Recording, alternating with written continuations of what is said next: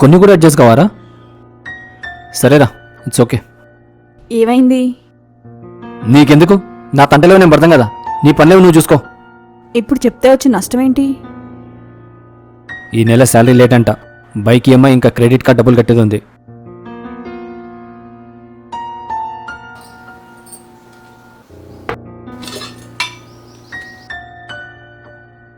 ఇదిగో,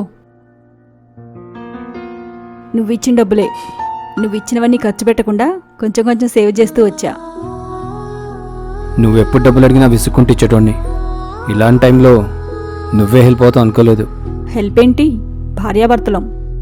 మనకొచ్చిన కష్టాలు నీవి నావి అని వేరు కాదు, మనవనుకోవాలి.